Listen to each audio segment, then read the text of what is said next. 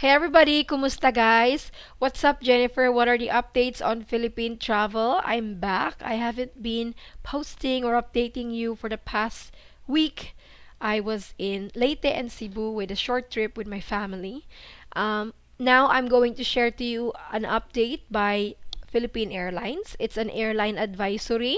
We need to know, no, we need to be updated now because especially if you're traveling this month, December, January, February, busy season, no, peak season for travel. There's an influx of travelers coming in and out of the country. So to avoid any hassle or unnecessary surprises, let us be updated. Let's start with the advisory of Philippine Airlines.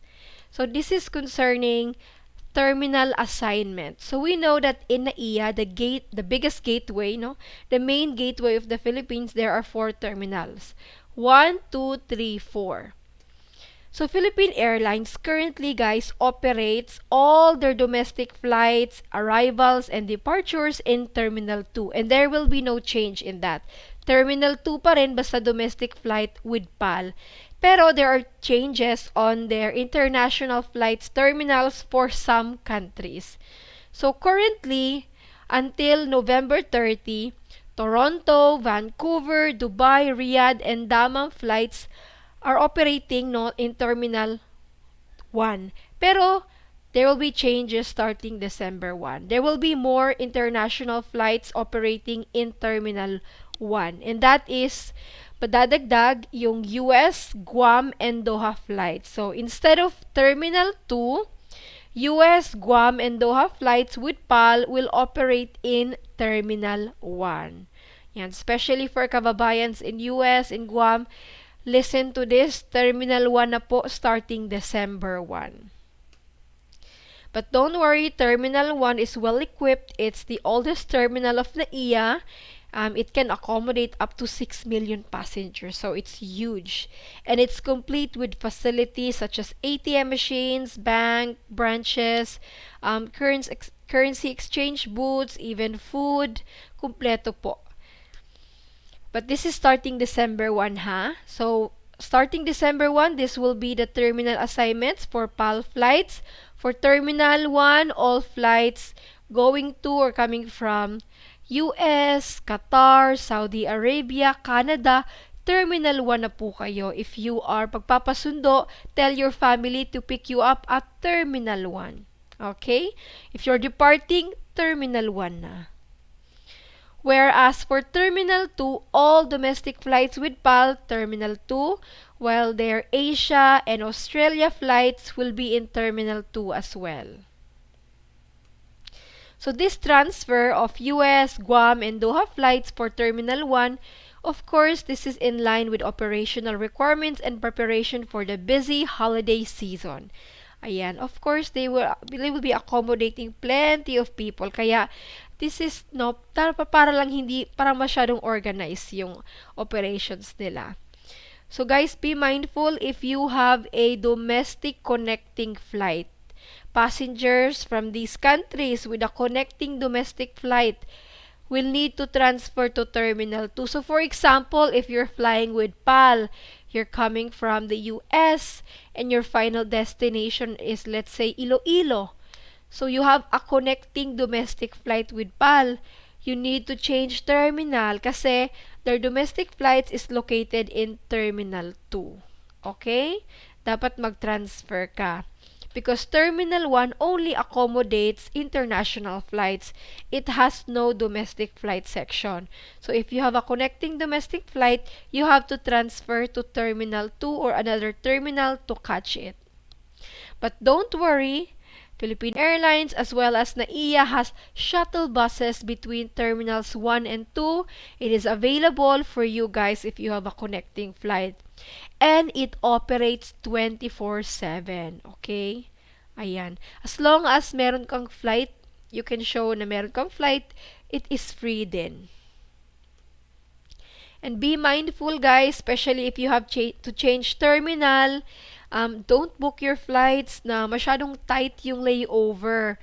If let's say, you have a layover in Manila for only 1 hour or 50 minutes, Basta less than 2 hours, medyo tight na yan.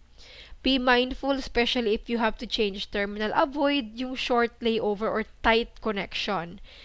You have to give allowance for, let's say, clearing at the Bureau of Quarantine, scanning for the e-arrival card, immigration.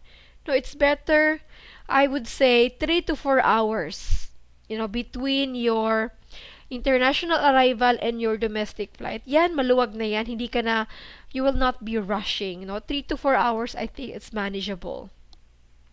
Because things like this happen. This happened in November too, wherein tired travelers endured long lines at the immigration counters of NAIA Terminal 3. This happened in NAIA Terminal 3 last November 12. As you can see, these travelers tired from their international flights had to queue up for long time kasi mahaba yung pila sa immigration. As you can see, no, there was a limited booths at immigration. According to an immigration supervisor, not all booths were manned by the immigration officers.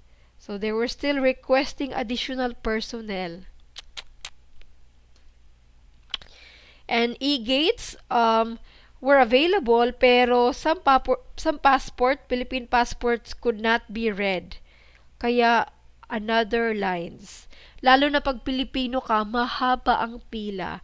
That's why as a dual citizen, may privilege talaga if you have two passports because you can choose between Filipino or foreign lines.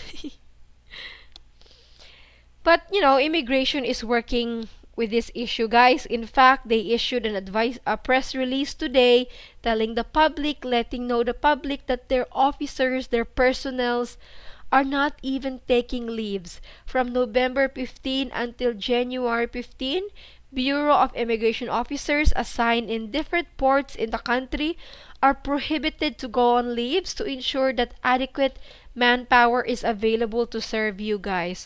So we can enjoy our Christmas, no? So be patient when dealing with them because these people, immigration officers, don't have holidays. Many of them will not be able to celebrate the Christmas Eve or New Year's Eve with their families. So, what else can you do, guys? Be prepared. As we mentioned earlier, please check the flight terminal assigned to your flight before proceeding to the airport to ensure a hassle-free departure and arrival. Your terminal assignment should be written in your itinerary. But in case where you can't find it, you can Google it. For example, Qatar Airways Terminal NAIA. It will show, guys. Google is your friend. Well, if you're traveling domestic, please do know for Cebu Pacific, guys, international and domestic flights with codes 5J, sa ano po yan, Terminal 3. While there's SebGo or domestic flights that starts with DG, it's in Terminal 4. While for AirAsia, domestic flights, Terminal 4. International flights, Terminal 3. It should be in your ticket, guys. While Manila International Airport issued this advisory during peak season, guys, reminder to travel light and pack your own bag. Do not accept padala, especially from people not personally known to you. Kahit nga you know the person, make sure you know what's in their bag. You never know. Kasi if something is found there, ikaw nagdala, ikaw talaga yung liable. So, do not accept padala. Yung mga pasabay, okay lang yun if you were the one who purchased. Pero if it's something na talagang packaged well, guys, wag na lang, be safe than sorry. While if you have valuable items such as gadgets, computer, cell phone, jewelries, expensive products, put it in your carry-on. Place your valuable items inside your luggage in your carry-on. And declare them to the airline agent if you need it. No, if it's in check-in. Be at the airport 3 hours. Actually, 4 hours is better if it's an international flight. The earlier, the better. And I'm proud to say that for us Filipinos, Filipino time does not exist when it comes to flights. You know how in Filipino time, we're 1 hour late? Well, not when we're traveling. We're usually early. Especially elderly Filipinos are all they are at the airport na mga 4 hours, 5 hours before the flight. And do not bring prohibited items. Always check the items that is prohibited in your country of destination. As to the Philippines, is not so strict. Recently, I've heard Filipinos carrying steak meat when they're arriving in the Philippines because they want to give it to their families. They want their families to try high quality steaks or meat. Actually, guys, if you're carrying meat to the Philippines, you really need to have clearance. But apparently, there are Filipinos that are not, who are not declaring, no, they're bringing meat in the country. Steak. You've been warned, hindi siya talaga siya pwede, pero ikaw magdadala ka, good luck. But we're not encouraging that. And then carriage of liquid, aerosol, or gel products is limited up to 100 ml. You already know this, guys. I'm just reminding you. And of course, if you're traveling to the Philippines, mask up. We still need to wear masks inside airports, inside plane. It is not strictly enforced inside the plane. However, at the airports in the Philippines, it is mandatory to wear mask. Okay? Please bring your mask, guys. Even if you're coming from countries where mask is no longer required, in the Philippines, we still required to wear mask inside public transport. And that includes planes, airport, bus, ferries. Okay? Bring mask pa rin, guys. So this is all the update for today as of November 1. God bless you all, guys. And stay safe. Don't be sick like me. I'm sick, guys, and I'm traveling in 3 days. Please pray for me that nagumaling na ako, that I'll be healed before my flight to the US. God bless you all, guys. If you see me at the airport, please come and say hi. I'll be in Terminal 1. God bless you all, guys, and stay safe.